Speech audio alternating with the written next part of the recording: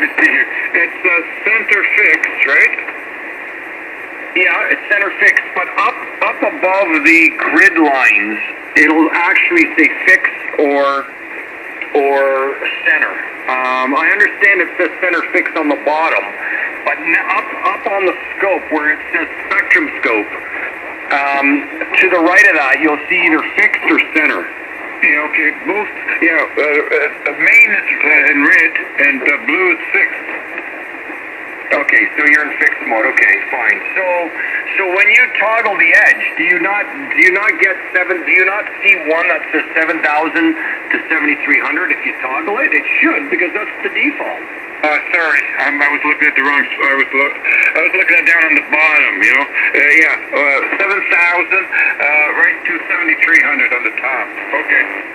Yeah, you were looking at the fixed points, like the 7.05, 7.10, 7.15, 7.20, 7.25, right?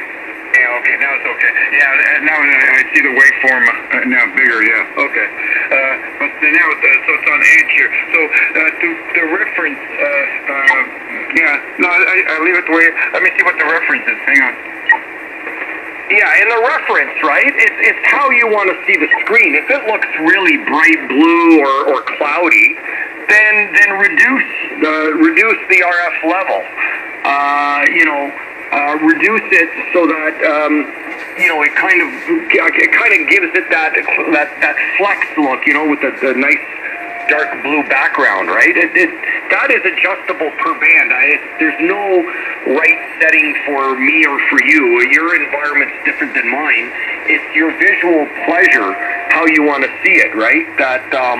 Like normally what I like to do is I like to fine it out so that there's a little bit of dark blue behind the signals, right? Yeah, okay. What is it said? Usually what, minus 15.5 or something? Well, I mean, center reference is 0, right? That's neither plus or minus, but I've got a little bit of a noise level here, so mine's up in the minus 20 to get it to look really dark blue, Okay, yeah, okay. Yeah, and then dark red, and then green on top, right? Yeah, and you'll get the strong signals like really red, but then you'll see kind of like that cloudy blue in the background. I kind of like to see it dark blue, so I kind of up my reference level so that it kind of cleans it out a bit. Yeah, okay, okay. Yeah, I'm about plus 10 here, yeah, plus 10. Yeah, sometimes I got enough garbage on here that I gotta actually even put attenuation to make it deeper, give it a deeper blue look, Oh, okay. All right. Okay. This thing. I'm on the ICOM here. Sound okay? Nothing touched or nothing? No, it sounds good. Sounds good. Yeah, so that was the problem. I guess when I moved the friggin' because that cable's right beside it, and that's right beside it. I should put maybe a little bracket underneath the radio and put it right underneath the radio the RU6 there.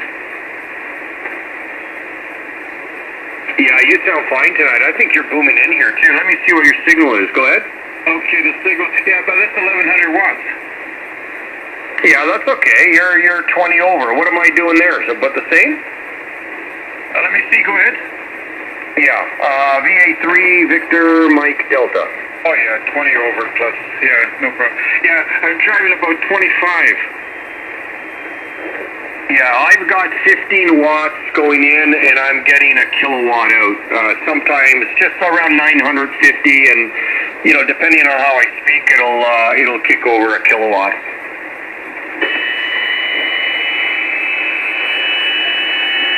Somebody here. It's 1100. On 25. Yeah, that's good. So you were able to get the tune thing working properly then. So you confirmed what I said. You don't have to go to RTQI. You just hit the tune button on the radio, right? No, I just push the foot pedal down, and it's already tuned, and it shows on standby. It shows watts. Shows just a little less than 25 watts. But when I put it on operate, it's 1100. Yeah. Now, when you tune, do you have to take it out of operate, tune up, and then engage operate on your amp? If I change bands though. No, okay. Because with the Lux, when it tunes up, the Lux disengages the amp, so it will not allow. It will tune first and then give control to the amp. So if I change bands, it's kind of like even though it's not in operate mode, the tuner takes control, tunes, and then once it's tuned, it gives control to the amp. Oh, okay. Yeah, so there's no engaging standby or operation mode for me. If I change bands right now, I just hit the foot switch. It tunes up, and then once it's tuned, and I key up the next time, the amp's raring to go. I don't have to touch anything. KGAQ, we're back. Whoa! Well, what's this 30 over? 30 over? Wow, I'll take it. Thank you. Oh, how much power are you running? Or is it just the band is great tonight? Boy, you're blasting up here. Yeah, I'm only running 20 kW. Yeah, okay. Yeah, no wonder.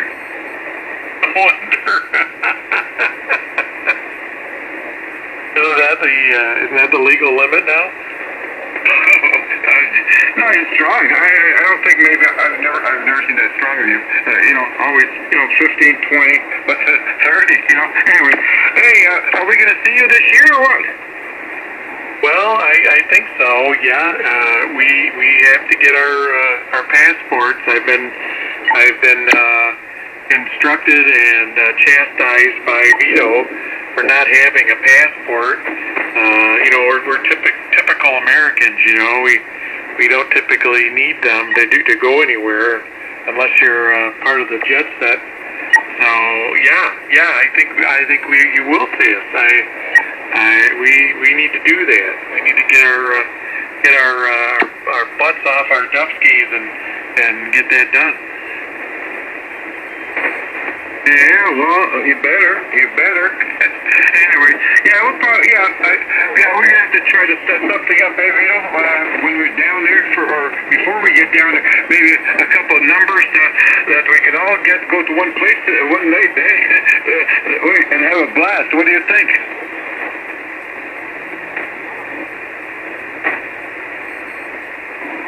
Oh boy, it doesn't sound like he thinks too much of it. Are you in or what?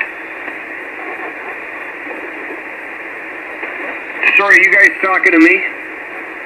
Oh no, I was talking to that guy up there up in the sky there. Yeah, no, Mary just walked in here. She asked me a question, so I got sidetracked. Sorry, guys. Oh, no problem. No, I said once we get down there, we're gonna have to find a place we can all go to one place one night. What do you think? Yeah. We'll have to figure something out. It depends on where everybody's going. I kind of like that Mangioni's place or whatever it was called. The one we went to with Marty. As long as his name is not on that seat. Yeah, I don't want to spill another glass of wine on him. He got the wine on him, and Brian, he got the wine on him, Marty, and I got that nice sauce, that nice, I had fish with pasta with fish. It was amazing, and I think I wore most of the pasta on my shirt. Wow, that's how you know the meal's good. Well, maybe if it wasn't for the wine and the beer, I'd have been okay. Oh, you're saying if it wasn't for the libation, more of it would have stayed on your plate, huh? Yeah, well, when I come down this year, I'm going to be left-handed, though, I don't know. They might have to make one of those funnels, and stick that down my mouth there and pour the beer down.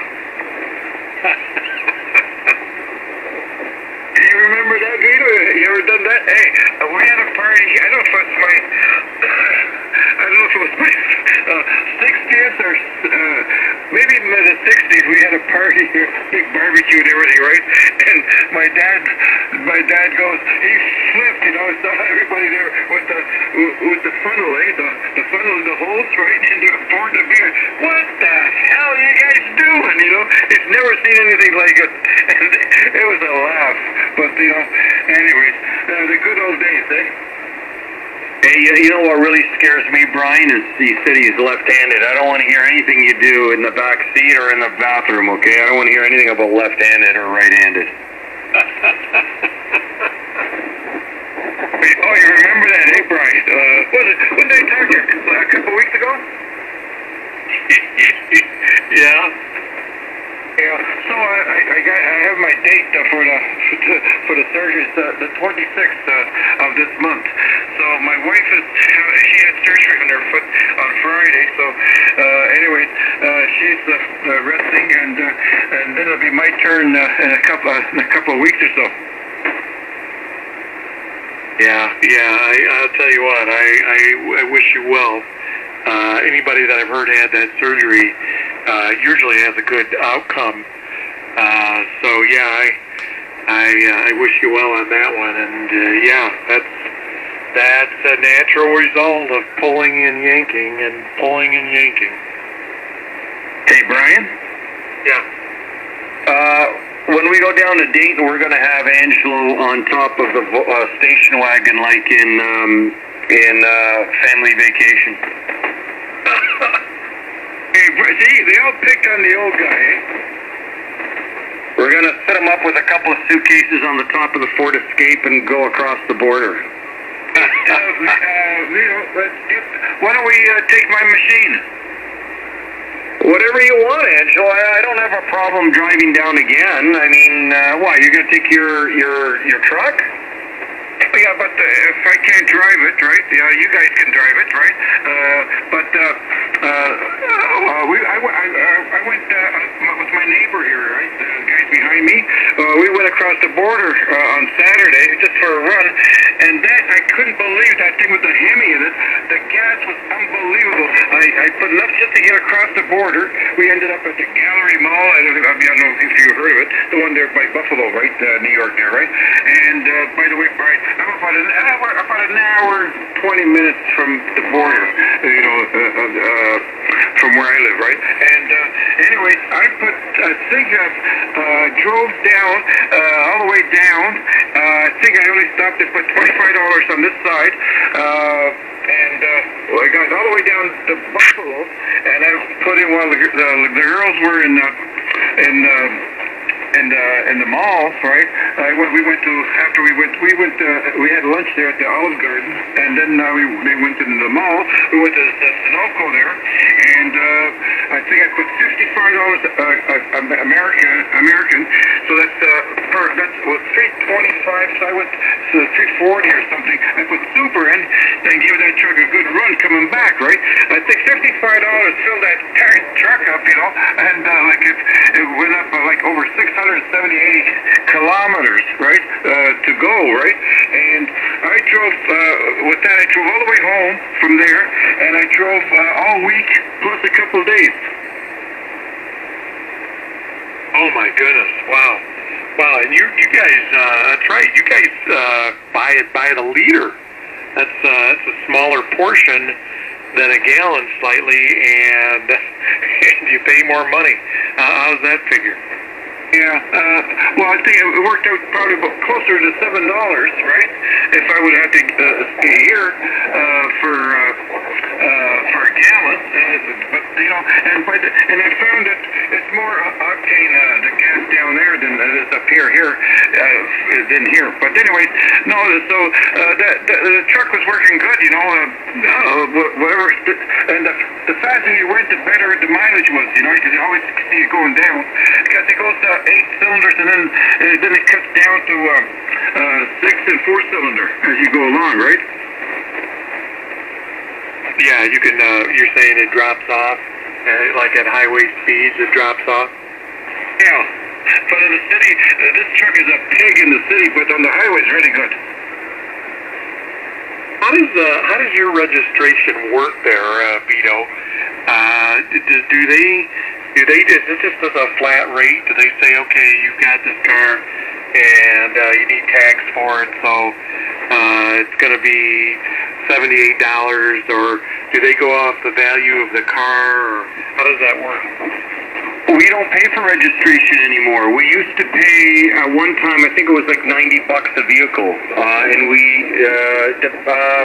$90 a vehicle, and you could register it for 2 years. So you could get like tag stickers that were valid for 2 years, depending on the type of vehicle. Like my Ford Escape, I think was like $90, and my Verano was $90.